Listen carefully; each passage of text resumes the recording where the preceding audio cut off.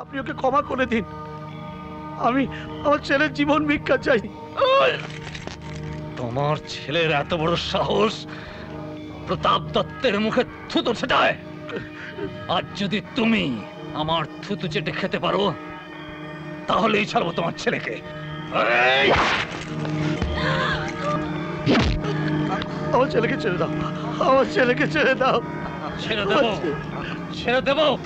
চাটো চাটো, থুতু চাটো। না না বাবা, চাটো বলছি। না বাবা, না চাটো বলছি, থুতু চাটো বাবা, না চাটো বলছি, চাটো। না বাবা,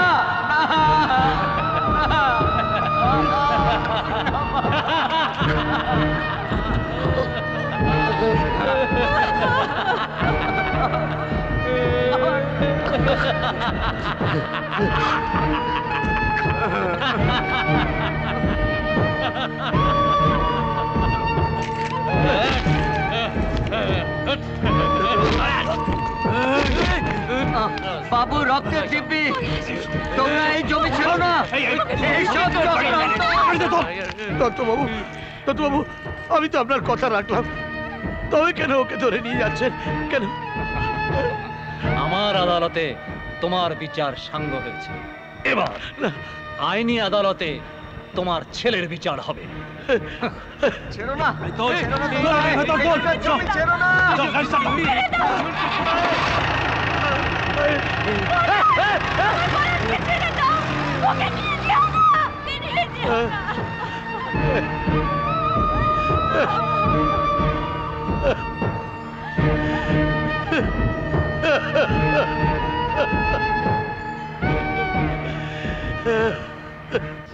চিয়ার্স।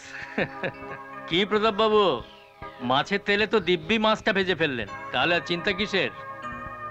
আরে বাবা, 1 মাসের মধ্যে তো ওরা কথা দিয়েছে যে বস্তি ছেড়ে চলে যাবে, তাহলে আপনি আর কেন এত দুশ্চিন্তা করছেন? হ্যাঁ, আরে প্রতাপ বাবু এখন নিজের মস্তিষ্কে দাবার বোর্ডে নতুন ঘুটি সেজাচ্ছেন। হ্যাঁ কি প্রতাপ বাবু, হ্যাঁ কি না? শাস্ত্রে বলে আগুন, ঋণ আর শত্রুর শেষ রাখতে নেই। আগুনের কথা বলতে পারছি না, আর ঋণ তো আপনার নেই। শত্রু, এই এলাকায় এমন কে শত্রু আছে যে আপনার এগেনস্টে যাবে? হ্যাঁ মোহনলাল বাবু, ভগবান আমার নাকে জন্তুর ঘ্রাণ শক্তি দিয়েছে। বিপদের গন্ধ আমি বহু দূর থেকে পাই। পলাশ, পলাশ যদি কোনো কারণে জেল থেকে পালিয়ে যায় তাহলে কিন্তু সর্বনাশ, আমাদের গিলে খাবে। 14 বছর জেলের ঘানি টানার পর পলাশের ওই ছোট মুখ থেকে বড় বড় কথা কি করে বেরোয় আমি দেখে নেব। কি করে শিওর হচ্ছে যে 14 বছর জেল হবেই? আরে বিমল সরকার স্বীকারোক্তি দেবে। যদি না পারে, আর পারলেও যদি পলাশ কোর্টে গিয়ে বলে থানায় বিমল সরকার জোর করে স্বীকারোক্তিটা লিখিয়েছে। আরে ও তো বলতেই পারে। বলতে পারে না, সে এই কথাটা বলবেই। প্রতাপ বাবু, আপনি শুধু শুধু চিন্তা করছেন।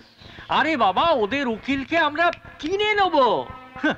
কোর্টে গেলে না ঝোড়ো হাওয়ায় একেবারে খড়কুটোর মতো উড়ে চলে যাবে। কেন ভয় পাচ্ছেন আপনি? মোহনলাল বাবু, আমি আদালতকে ভয় পাচ্ছি না, ভয় পাচ্ছি আমি মিডিয়াকে। আজকাল কোনো একটা মুখরোচক খবর পেলেই মিডিয়ার লোকগুলো কোগ্রাসে গিলে খাবে আর রাত দিন ওটাকে প্রচার করবে, প্রচার।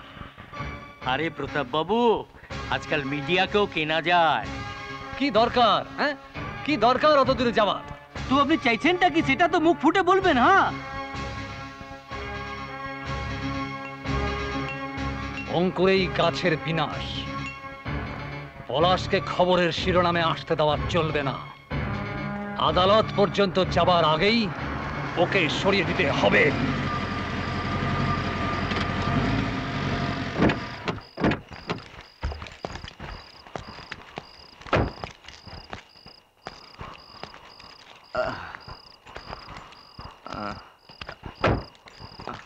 সরকারি চাকরি করি বলে অনেক কঠিন নিয়ম আমাদের মেনে চলতে হয়, কিন্তু শেষ পর্যন্ত তোমার সততার কাছে আমাকে হার মানতেই হলো।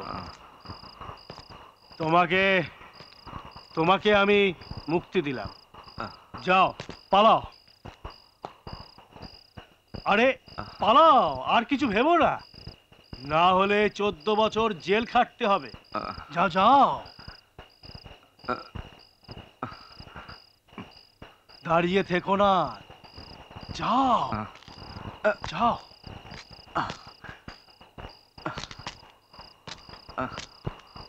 আরে এত আস্তে চলো না, ছোট।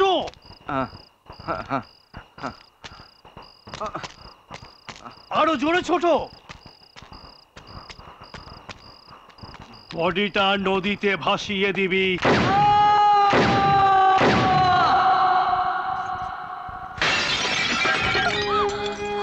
ওই সিঁদুর আর কোনোদিন তুমি সিঁথিতে লাগাতে পারবে না। পলাশ মারা গেছে।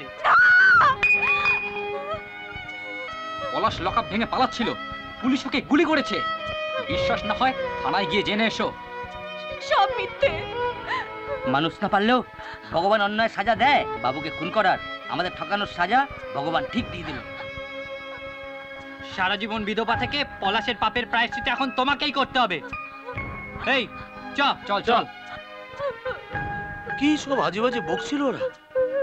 হ্যাঁ? বৌমা, আরে পলাশ বেঁচে থাকতে তুমি বিধবা হতে যাবে কেন? তুমি কাঁদছো কেন বৌমা? কি হচ্ছে পলাশে? ও বৌমা, হুঁ, তোমরা সবাই পাগল হয়ে গেছো। আরে কে গুলি করেছে পলাশকে? সব বাজে কথা, সব বাজে কথা। হ্যাঁ, পলাশ যে যা খুশি বলে যাচ্ছে। আয় পলাশ,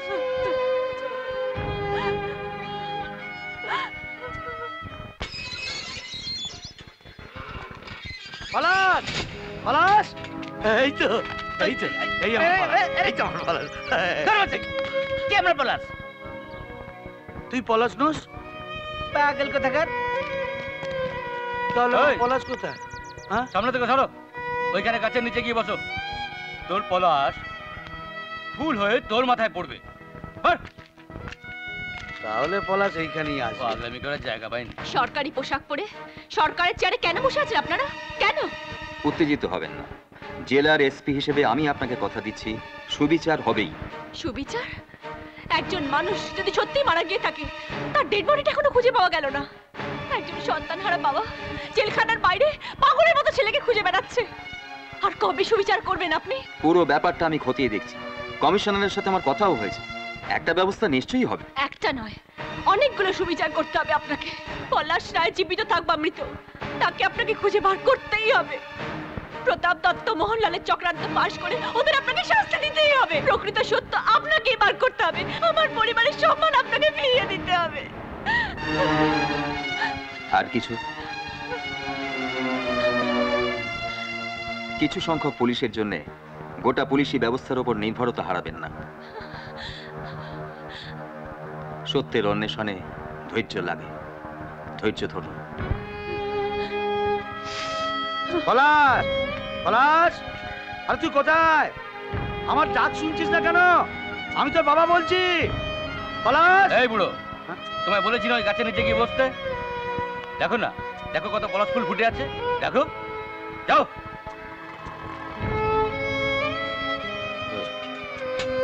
রোজগারে বলে গাছতলা। এই তো, এই তো, এই কে রে? এই তো আমার পলাশ। আরে এই কটা মাসে তুই এত পাতলা হয়ে গেলি কেন? ঘানি টানো না, তুমিও পাতলি হয়ে যাবে। পাগলা কোথাকার। তা চললাম, চলে। এই পলাশ, পলাশ, আরে বাবা, বাবা কি করছেন? কাকে কি বলছেন বাবা? ঘরে চলুন। আয়, কেন লোক আসাচ্ছে? এখানে আমার পলাশ আছে। কেউ কোথাও নেই, আপনি আসুন আমার সাথে। আয়। চলুন। পলাশ, কেন জোর করে আমার মুখটা বন্ধ করে দিতে চাইছো বৌমা? কেন? কেন আমার কথা তুমি শুনতে চাইছো না? আমি পলাশকে খুঁজে বের করবই। আমার ডাক ওর কানে গেলে ও ঠিকই ছুটে আসবে। বাবা, ভগবানকে ডাকুন, তাই যেন হয় বাবা, তাই যেন হয়। তাই হবে বৌমা, তাই হবে। আপনি ভেতরে যান বাবা, যান।